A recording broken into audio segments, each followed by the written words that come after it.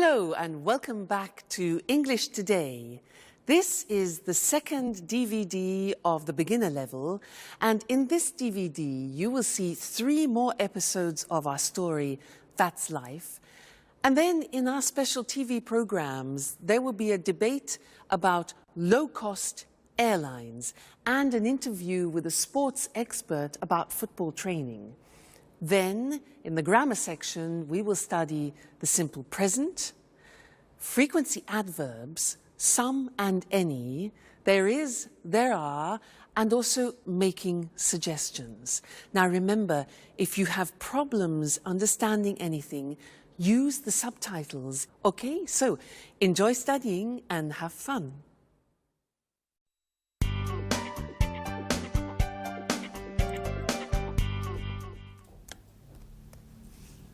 Hello, Anne. Oh, it's you, Peter. Look, this is it. Look at what? My office. Here, near my bed. Oh, I see. By the way, where are the office supplies? The computer supplies are in that cupboard over there. The folders, pencils, pens, etc. are here in this cupboard. And I also have 2 chairs. Oh, good. Are these for everyone? No, they are not. Don't touch anything, please. Okay, so you say you have all of the office supplies. No, not really. There isn't a fax machine. There aren't all the programs I need on my computer. And I guess you have an answering machine. Is it useful? I don't need an answering machine. I answer the telephone myself. Okay, you're right. This office is nice. And if you need a fax machine, I have one in my apartment. Oh, thank you. Wait a minute. Something is missing. Where's the coffee machine? All offices have a coffee machine. I'm afraid there isn't one here. There's a staff kitchen on the other side of the house. In the kitchen. We can have some coffee there. Good idea.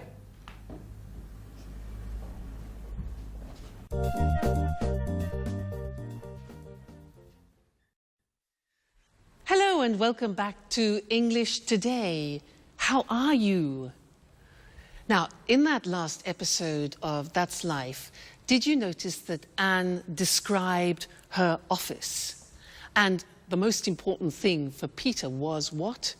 The coffee machine. Strange. Now, I want to look at the language that Anne used. She used there is a and there are some. Let me explain that to you. Now, if you have a single object, for example, like a glass, then we say there is a glass on the table, or there is a hat on the table, or there is a computer on the table. Okay? Now, that changes when we have more than one object. Like these pens, for example. We say there are some pens on the table, okay? There are some pens on the table. And therefore, in this example here, books, there are some books on the table. There are some CDs on the table. So you see how it changes.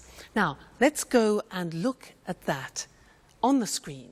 You can see it written. So we said, with singular objects, we say there is. The examples are, there's a computer in Anne's office. There isn't a fax machine. That's the negative. There isn't a fax machine. There's a table in the studio, and there isn't a coffee machine, which Peter can't believe. Now look at the plural form. We say there are some office supplies in the office, and there are some pens and pencils, okay? And we also use that for the exact number of plural objects. So, for example, there are 2 chairs in Anne's office, and there are 4 pictures, for example, in her studio. All right, so that's an introduction to there is and there are some. Now, in the next lesson, we're going to look at the difference between some and any, which is very important. So listen out for that in the next episode and then come back here and we'll work on it. All right? See you later. Bye. Do you want milk with your coffee? There's a bottle in the back of the fridge. I prefer it without milk, but with some sugar. Oh, I'm afraid there isn't any sugar. Well, that's okay. Black coffee is good too. Do you have any of those great cookies? Oh, yes. There are some cookies over here.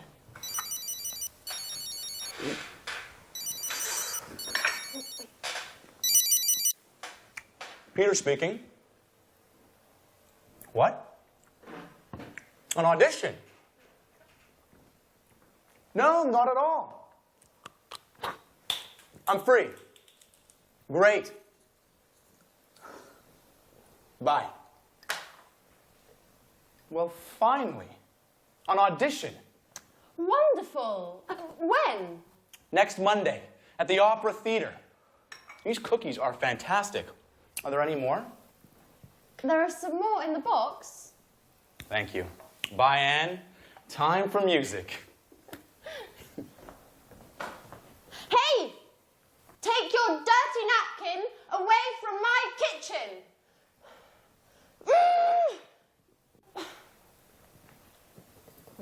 It's nice to have you as my new office neighbour.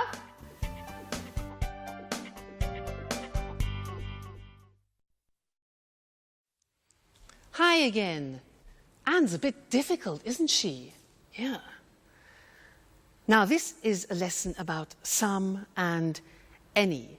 Remember, Peter said, "Can I have some coffee and some biscuits?" Well, I want to talk to you about that right now. Now, in order to understand some and any, we have to understand the difference between countable objects and uncountable objects. So, these things here are ingredients to make a wonderful English lemon cake. Let's divide them into countable objects and uncountable objects. Let's start with these. Now, these are lemons. Countable means you can count them. Uncountable means you can't count them. Can you count these? Yeah, 1, 2. So, these are countable, so there are some lemons. Now, what about these? These are nuts. Can you count these? Yeah, 1, 2, 3, etc. So they are also countable. So we say there are some nuts on the table. Now, what about this? This is marmalade. Now, can you count marmalade? Well, you can count the container, but not the marmalade inside. So this is uncountable, and we say in English, there is some marmalade. It's a singular verb. So we put it here, it's uncountable. Okay? Now, let's look at this. What's this? This is salt. Salt. Now, is this countable or uncountable for you? Countable or uncountable? Well, it is very difficult to count all the little bits of salt, so this is uncountable. We put it here, all right? Now, next thing, these two. Eggs. Countable, uncountable, 1, 2, countable. There are some eggs. This here is spices. Spices. Now, these you can count. So we say there are some spices. What about this? Milk. You can count the bottle, but can you count the liquid? No. So all liquids are uncountable, and we say there is some milk. there is some milk. So singular verb. Put that there. Now, what have we got here? Butter. Butter. Can we count that? Well, we can count a packet, yes, but the butter inside? Exactly, no, we can't count butter. So there is some butter, we put it here. Good. Now, what else have we got? Flour. You know, flour we use to make pizza, to make cakes. Is that countable? Exactly, it's not countable. It's like salt, like sugar, like coffee. So we put this here, uncountable. And the last thing, this. What's this? Water. Is water countable? No, it's not. So water goes with the uncountable. There is some water. It's quite difficult, hey? Let's look at the screen to see that written, all right? And we will do a general summary. So we said countable objects in the plural. In the positive form, we say there are some lemons on the table. There are some CDs on the table. There are some eggs on the table. So that's countable. Now the negative is there aren't any. We use any. There aren't any cigarettes on the table. There aren't any biscuits. Important. Any for the negative. There aren't any magazines, for example. All right? Now, questions. Here again, we use the word any.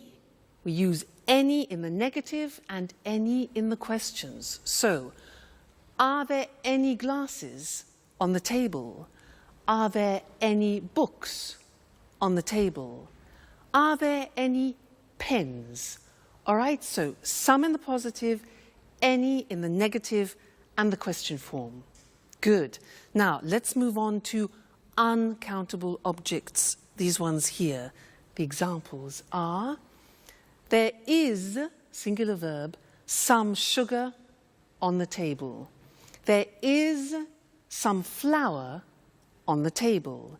There is some water on the table. Okay? Negative, again, we use any. We say there isn't any bread on the table. There isn't any wine, a liquid, on the table. There isn't any chocolate on the table, all right? Questions, again, with the singular verb and any. Is there any money on the table? Is there any pasta? Unfortunately not. And is there any beer? Okay?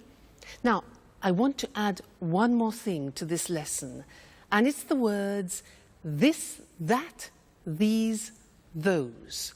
Let me explain.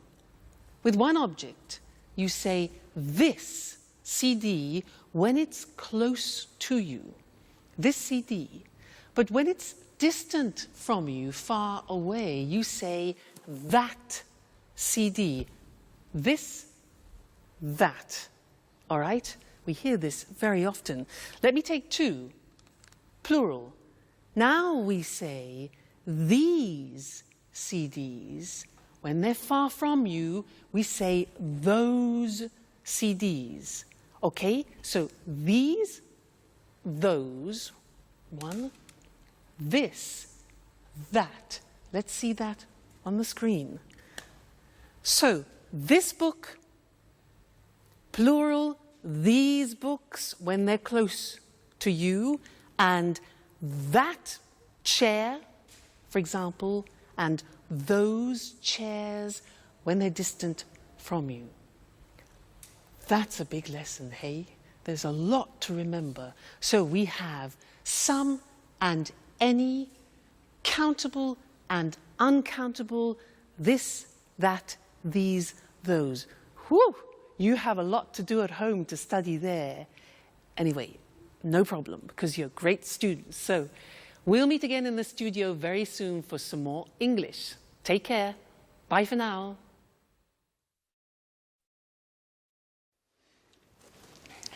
Yes, I always go shopping on Saturdays. The first thing I do on Saturday is drive to the supermarket. I sometimes go shopping on Saturdays, but usually I sleep late. I'm always so tired on Saturdays. I'm never tired on the weekend. The weekend is a time for fun. I paint, go jogging, go out with some friends. Unfortunately, I sometimes have to study. Oh, I sometimes do a little work at the weekend. When I'm free, I like going swimming, going to exhibitions, or to concerts, if I have enough money. Oh, and every Sunday, I clean up the entire flat. And in the evening, I watch TV. Oh, I never watch TV. It's boring. Peter and I like going to the cinema at the weekend. Yes, it's important not to watch too much TV. An hour a day or so, that's enough. Come on, guys. You talk like my grandfather. Work, TV, housework on the weekends. Life is more. I want you to take me to places where young people have fun. Great. Get ready, Grandpa.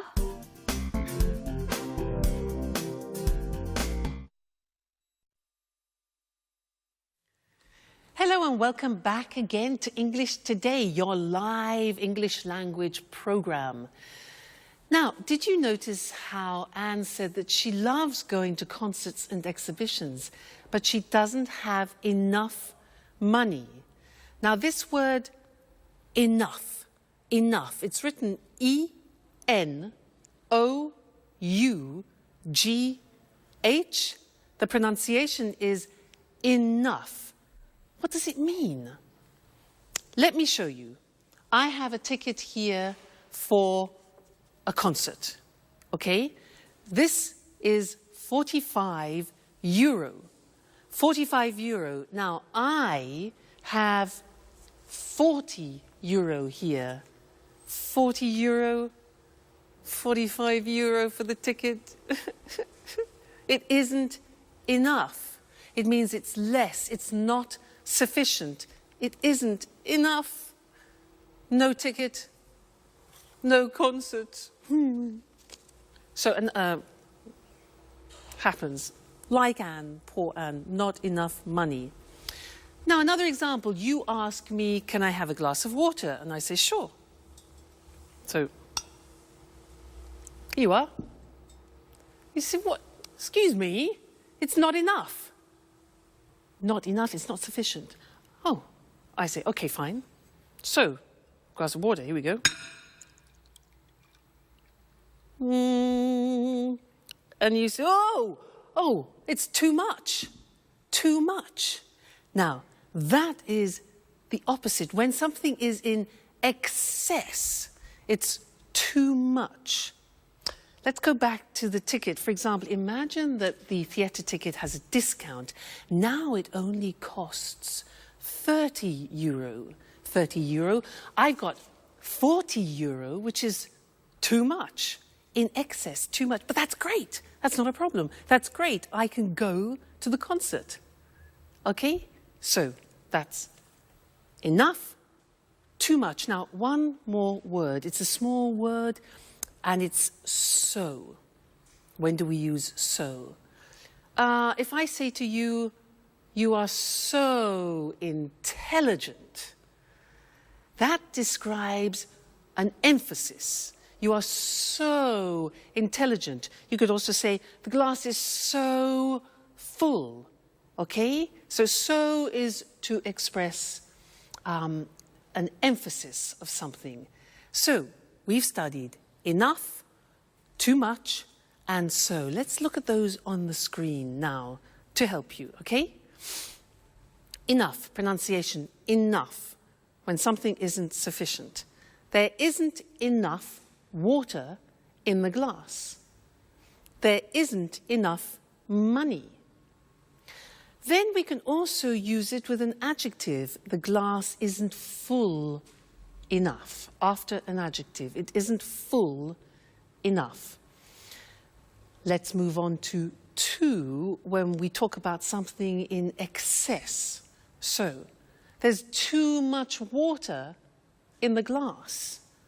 There's too much money. Great.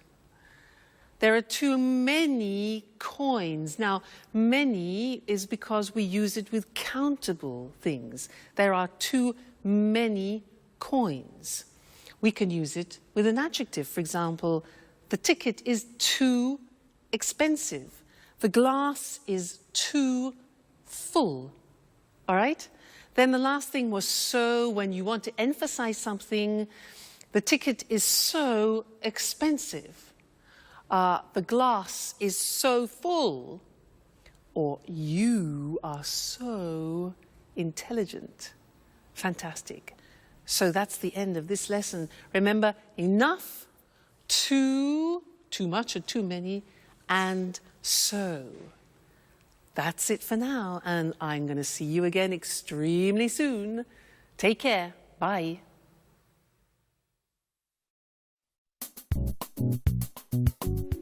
Work is so hard, guys.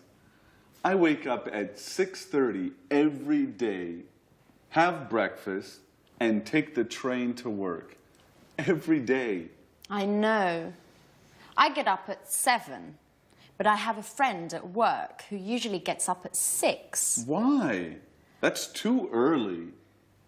It takes him an hour to drive to work. Wow, that's a long drive. Yes. But he lives in the country. I think he's lucky. Every weekend he can go for walks in the woods, not in traffic jams. I guess that's pretty nice. He lives in the countryside, but works in the city. A pretty nice combination. What about you, Sharon? What time do you wake up? I usually get up at about 9 o'clock, but I live in the city. It's easy to get to work. Yes, but you get home very late. Often 6:30 or 7. You know, I sometimes have 5 or 6 groups of tourists a day. You work too much, my dear. And you sing too much, Peter.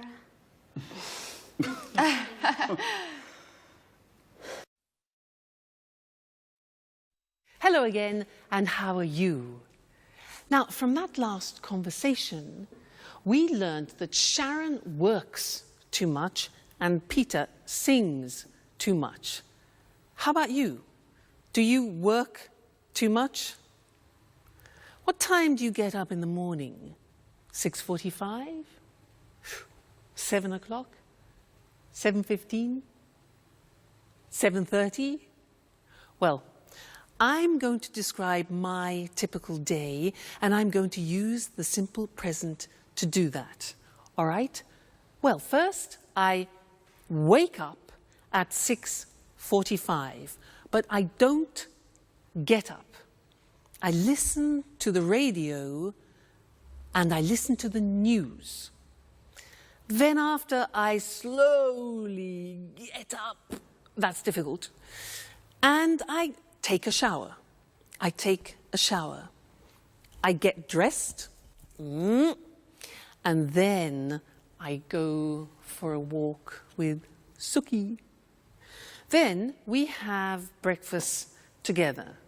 She has dog biscuits, and I have toast, marmalade, and butter. Then I go to work on my scooter.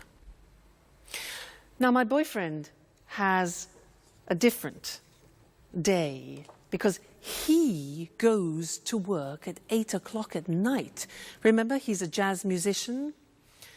Now, did you notice I said he goes to work? That's because with the third person we add an S, goes. He goes to work at 8 o'clock and he comes home at 3 o'clock in the morning because he plays jazz concerts. Then he goes to bed and he gets up at lunchtime at 1 o'clock. So we meet at dinner, which is you know, we don't have much time together. But that's life. Now that was the simple present tense, and now we're going to see that on the screen. Very, very important, this grammatical form. So, I work, you work, he, she, it works, she works, it works, we work, you work, they work. Now, very often you forget to put the S on the third person, so I have another teaching assistant who will help you to remember, Mr. Snakes. He is here to help you remember to put the S on the third person, so listen. I work at home, you work every day, he works at night, she works in an office, it works all week, we work together, you work full-time, they work at weekends. So remember, it's not difficult, the simple present in English. I work, you work, he works, she works, it works. Don't forget, Mr. Snake, don't forget the S, the third person. All right? Good. Now, listen to the next episode and try and pick out words like often, sometimes, occasionally, because we're going to study those next. All right? Go and have some fun. Bye. Alice, I bet you don't wake up at 6 o'clock every day. Tell us something about your typical day at university. Well, I sometimes have classes in the morning, but I usually have classes in the afternoon. On Mondays, I always attend lectures in the morning. And where do you study? I usually study in the library, but I sometimes study at home too, when I don't have classes in the morning. My friend David also studies at your university. Do you remember him? David Leary? Yes, I occasionally see him in the library, and sometimes in the park. In the park? Doing what? He likes studying there. He takes his books, finds a nice park bench, and reads there. Not a bad idea. You can study and enjoy nature at the same time. Yes, I like the park too. Unfortunately, I often need books that are in the library. And what about lunch?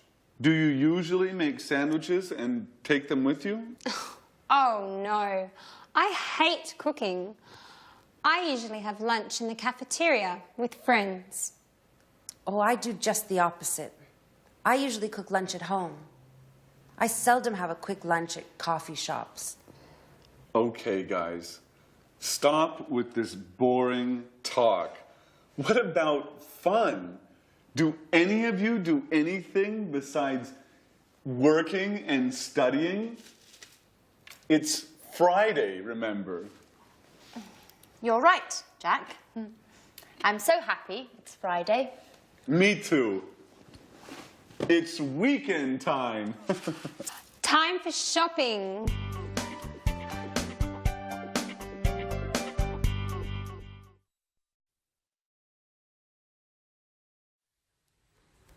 Jack really knows how to provoke Anne, doesn't he?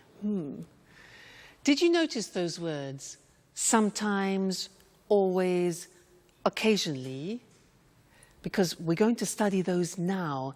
And in English, they're called the frequency adverbs. And we usually use them with the simple present tense. And they describe how many times you do actions, frequency adverbs. Now, to help me introduce them, I have another teaching assistant.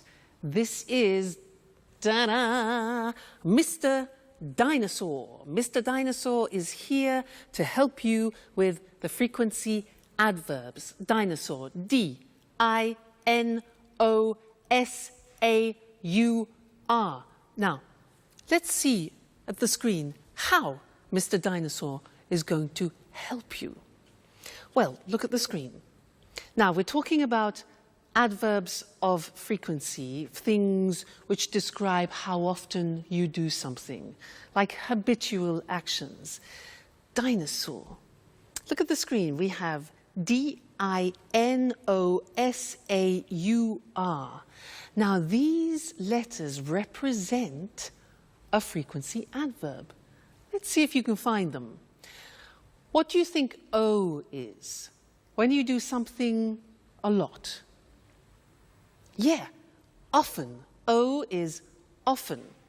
What about N? When you do, N is never. Good. N is never. What about A?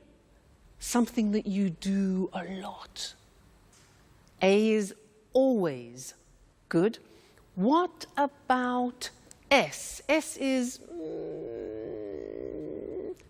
sometimes. Very good, sometimes. Now, U is for usually. Usually, it's a habit. What about R? R stands for rarely. That's difficult to pronounce. Rarely. And the last one, look at the top. We've got D. Monday, Tuesday, Wednesday, Thursday, Friday, Saturday, Sunday is, a bit strange this, every day. All right, so those are the main frequency adverbs.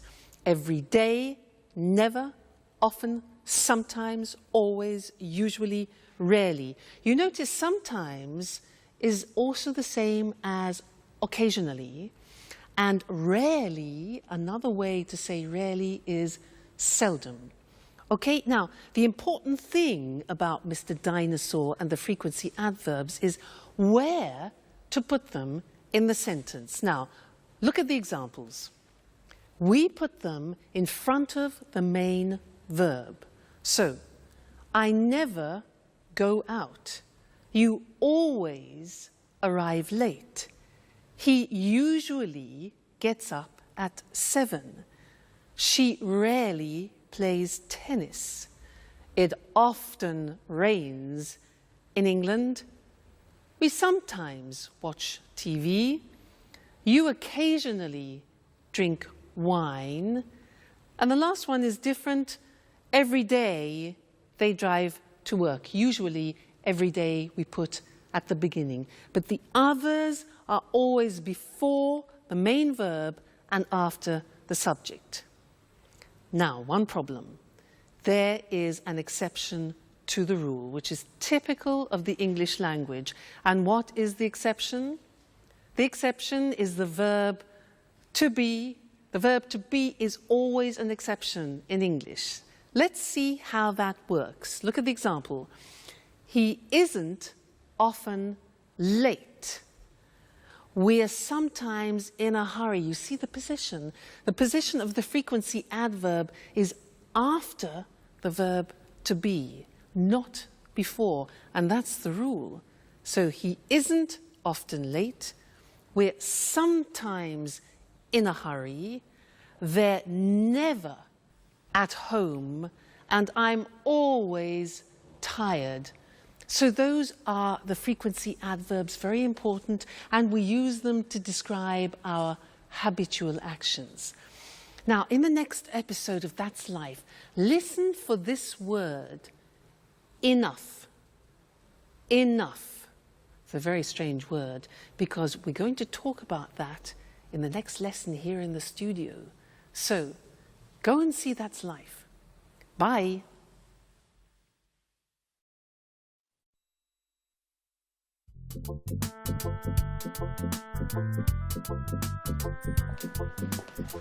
May I ask you a question, Alice? Sure, ask any question you like. I'm an open book. Do you have a boyfriend? Well, I go out with some boys, but that's nothing serious. According to my birth chart, I need some Taurians. But that's not easy now that Saturn is in Leo. I see. Anyway, I think you have a strange relationship with boys. Oh, no. I like boys very much. They're great at carrying packages. You're exceptional. Thanks, Jack. But now, stop talking about me. Let's talk about you. What do you think of me? No, really. I'm curious. What do you do at work? Oh, nothing special. You know Speedmaster, the sporting goods factory. Yeah, sure. They produce wonderful running shoes. What department do you work in? I'm a sales manager. Last month they gave me a promotion, and now I'm responsible for Southern Europe. That's why I moved here. Wow, that's really interesting. You must be very good at work. What exactly do you do? Oh, basically I look for new clients and keep them informed about new product lines and take care of their requests. What kind of requests do they have? Oh, they often ask questions about new models and prices. What do you do if they want a discount? Well, basically, I don't get mad. I listen to them and then I tell them no. Well, seriously speaking, it depends. Each client is different. If they're important, I try to make an agreement with them. Hi, Anne. Hi, Sharon. Where's Peter? Oh, Peter's preparing his audition. Well, tell Peter I wish him good luck. Do you really care?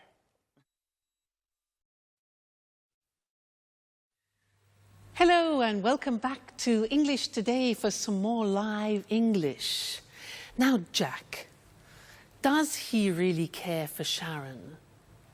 I think he does. Let's ask Mr. Monkey. Mr. Monkey, does Jack really care for Sharon? Mr. Monkey. Yes, he agrees, he cares. Now, in that episode, there were a lot of questions, and I want to practice that with you now. And to do that, we are going to have a quiz.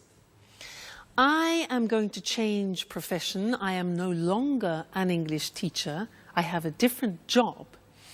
I will ask 10 questions. I will give the answers, and you must guess my new job.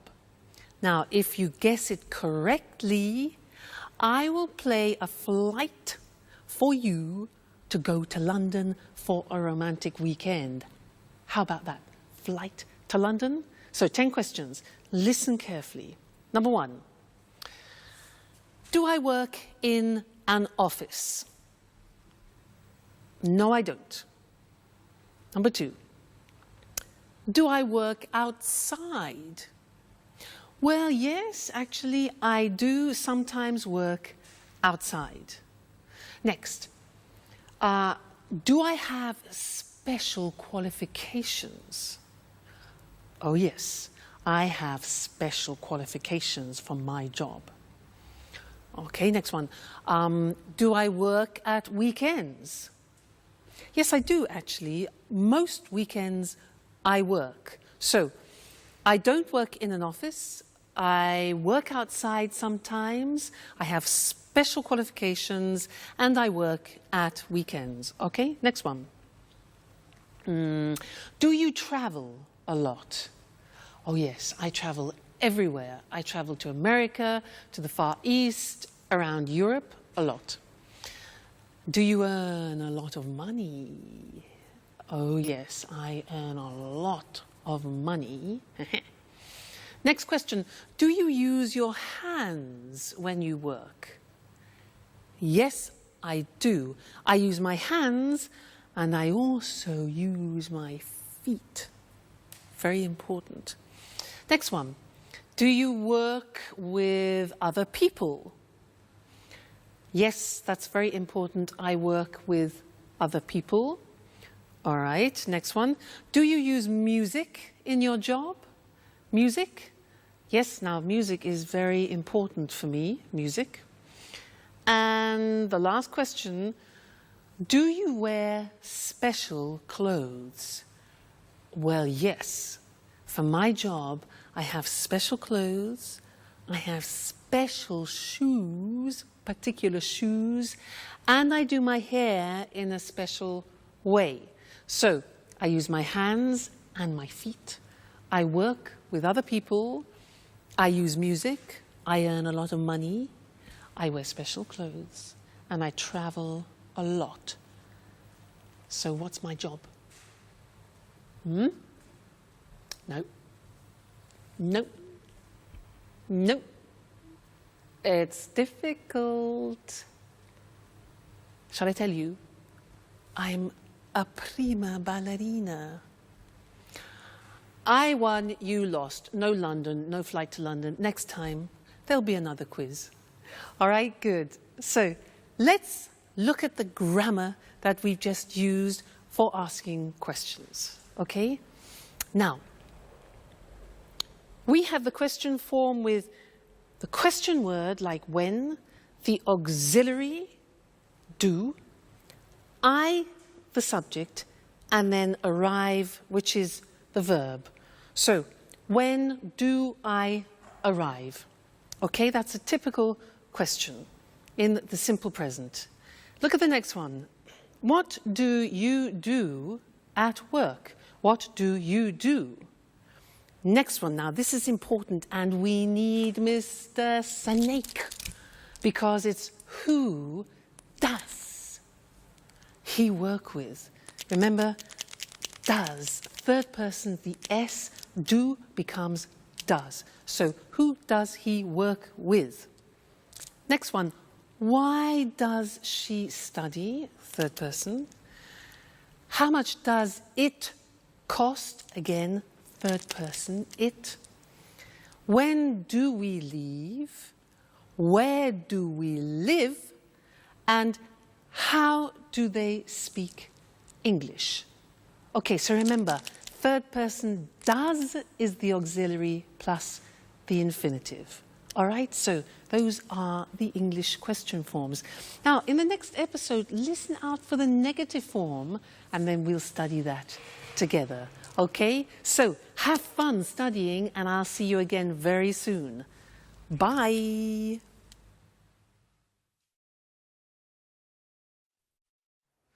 Oh, girls, we're talking about jobs. Tell me about your job, Sharon. What do you do at the moment? That's an interesting question. Really? Why do you say that? Well, you know I have a degree in archaeology, but now I'm doing something quite different. Do you have a part-time job? No, unfortunately, it's a full-time job. I work for a travel agency. Oh, what do you do? I give tours around the city. I bring tourists to monuments and museums and other interesting places. Oh, that's nice. Could I have you as a tour guide for one day? I'm sorry. I only work with groups, usually with Japanese people. Oh, well, I'm a black belt in karate. Very funny, but it's not enough. It's too bad. Anne, stop cleaning for a moment. Sit down and tell me about your job. Okay. I work in a publishing company. Oh, so you work with famous writers? Not exactly. I don't work with the writers. I just read their proofs and correct them before printing. By the way, do you know Paul Taylor? He works with you, right? Yes, but we don't work in the same department. He works in the advertising department. But we are good friends. Every weekend we play tennis together. Play tennis? I'm jealous. Do you play tennis too? Do you want to play with us? Well, just joking. I don't play tennis that well. Only karate.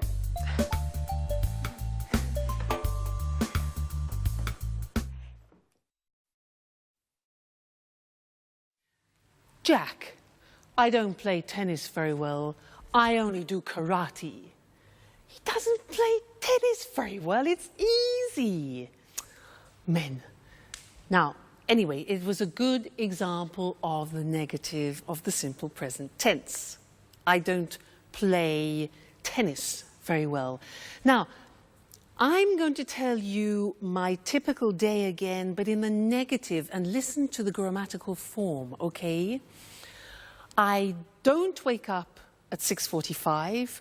I don't get up after. I don't listen to the radio. Now, don't is do not abbreviated, okay? I don't take a shower. I don't have breakfast with Suki, and I don't have Talk biscuits. Now think of my boyfriend. Let's go into the third person. My boyfriend doesn't go to work at 8 o'clock at night. He doesn't play the saxophone. He plays the double bass. Now, doesn't is does not contracted. Doesn't, okay? Plus the infinitive. So he doesn't play, let's say, at 1 o'clock in the morning. He doesn't come home at 7 o'clock in the evening. So you see, these are examples of the negative form. And now we need to go and look at the screen because we need to see how that works in comparison to the positive form. All right? Great. Now, look at the examples. I don't teach on Sundays. Do not becomes don't. I don't teach on Sundays. You don't know my parents. Jack doesn't, does not. Jack doesn't play tennis well. Alice doesn't have a boyfriend. The house doesn't belong to Anne. Third person, doesn't. We don't work part-time. You don't know Anne's aunt. And Alice and Sharon don't live together. All right, so now we have studied the positive form, the question form, and the negative form of the present tense. So a whole world opens up for you, okay? Well, you just keep studying and we'll meet again here for another live show very soon. All right, take care. Bye.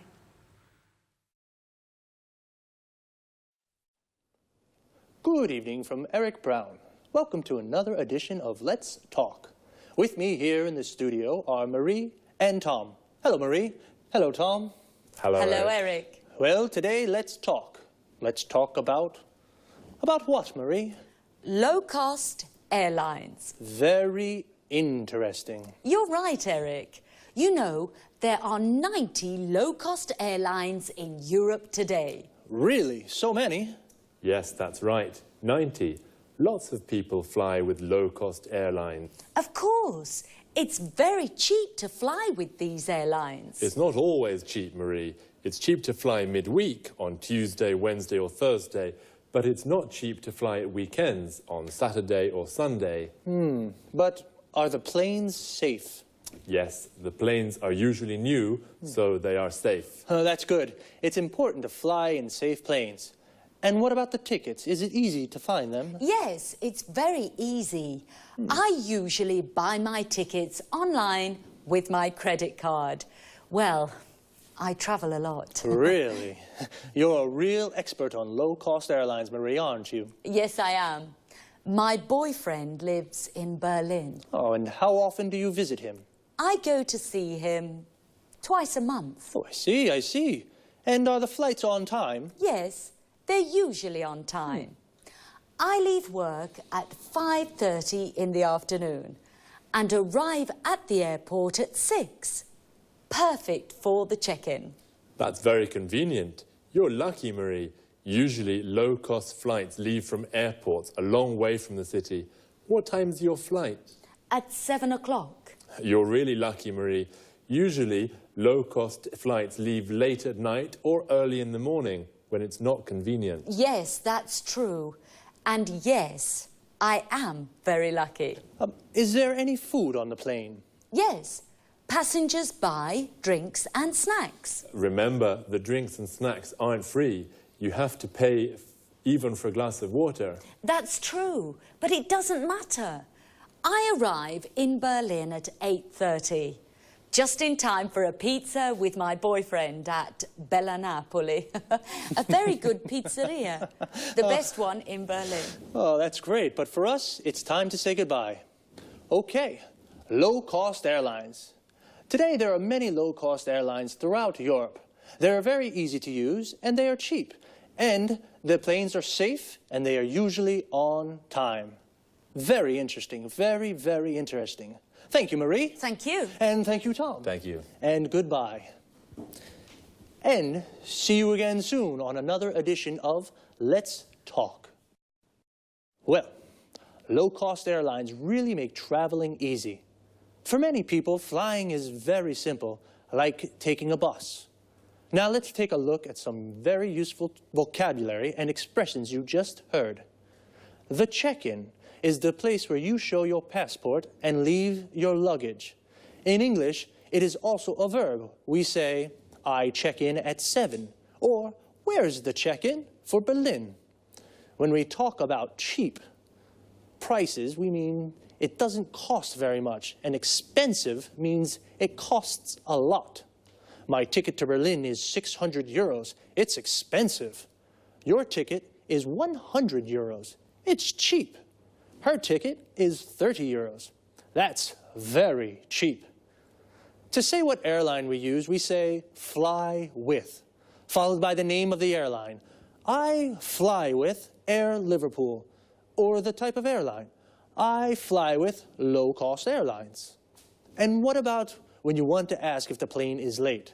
We can say, are the flights on time? If the flight is at 7 and it goes at 7, it is on time. But if the flight is at 7 and it goes at 10, it's late. Marie said, I buy my tickets online. This means she uses the internet to buy her ticket. What other things can you do online? Here are some examples. I reserve hotel rooms online. I don't call the hotel on the phone to reserve a room. I use the internet. I check my bank account online. I use the internet to see how much money I have in my account. I pay my bills online. I use the internet to pay the electricity bill, the water bill, the gas bill. Wow, we can really do a lot of things online. Okay, just 2 more things before we say goodbye. The first is frequency. When we say how often we do something, I asked Marie, how often do you visit him? And she said twice a month. Twice a month means 2 times in a month. Once a month means 1 time in a month. But when we do something more than 2 times, we say 3 times a month, 4 times a month, etc. Even if we change the period of time, the structure of frequency remains the same. For example, we can say once a day, twice a week. But remember, we say 3 times a year, 4 times a week. One last thing. Notice the preposition after arrive. When we arrive in a place like a station, airport, shop, we say, I arrive at the airport at 6. But when we arrive in a city or country, we say, I arrive in Berlin at 8:30. So, we say, I arrive at the station, I arrive at the airport, but I arrive in London or I arrive in Madrid. That's about it for now. Take care and see you soon. Good afternoon to everyone. Welcome to Sports Special, the program dedicated to all sports and all sports fans. I'm Eric Brown. In the studio with me is John Forbes, our sports expert. Well, John, what are you talking about this afternoon? Football. Great, my favorite sport. It's not only your favorite sport, Eric. Millions of people love football. Of course. It's a fantastic game, the best in the world. Well, maybe, but remember, Eric, football isn't only about fame, success, and money. Oh, a lot of money. Professional footballers earn millions of euros. That's true, but football is also about hard work, fitness training, stretching, and jogging almost every day. Really? How often do professional players train? They go jogging every day at 8 in the morning, and then they work out in the gym. Ah, so much exercise. And that's not all. Really? What do you mean? Well, they also practice football 3 or 4 times a week with the team. And where do they train? They usually do fitness training at the football ground. First they do stretching, then they practice shooting. Is the coach with them during the training? Yes, of course. The coach is very important for the team. He shows the players good techniques for passing, dribbling and heading. And he decides who plays in the matches. How many matches are there in a football championship? 30, more or less. You know, football championships take place in the winter, usually from September until June. And when do they play matches? At weekends, but the big clubs also play during the week for the European Cups. Oh, championships, European Cups, training. Footballers are very busy. Yes, they are. The only time they rest is in the summer. Well, holidays only in the summer, but what about fun? For example, can the players have a beer after a match? Of course, Eric, especially if they win. A beer is a perfect way to celebrate a victory. Well, a footballer's training routine is very hard, but it is very rewarding too. Okay, thanks to our expert, John Forbes. And goodbye to all football fans and sports lovers. See you again soon for a new edition of Sports Special. First of all, football and soccer are the same thing. Football is the British word, and soccer is the American form. But they are exactly the same thing. So, let's take a look at some of the vocabulary we use to talk about football. Do you like football? If you do, then you are a football fan. Like me. Do you support a team? I support Inter. We say that we support a team when we are a fan of that team. So, what is a team? It's the group of players that play together. For example, Manchester United is a football team. A person who plays football as a job is called a professional footballer or a professional football player. Footballer and football player are the same thing. A football player is a footballer. And every team has a coach. A coach is the person who prepares the team. He teaches techniques and how to play well. So, 11 football players make a team, and when two teams play against each other, they play a match. But as John told us, footballers don't only play matches, they do a lot of training. Training is all the exercises they do to prepare for matches. We can say, footballers do training, or footballers train. Training is the noun, and train is the verb. And what do they do when they train? John said a few. They work out in the gym. They do stretching. They go jogging. And they practice football skills. John also mentions some of the skills or techniques that footballers practice. Passing, which means to pass or kick the ball to another player. Dribbling, which means to move the ball forward with the ball. Shooting, which means to shoot or kick the ball into the goal. And heading, which means to hit the ball with your head. It's a lot of hard work. I think they definitely deserve a beer when they win. Well, that's all from me for now. Take it easy. See you next time.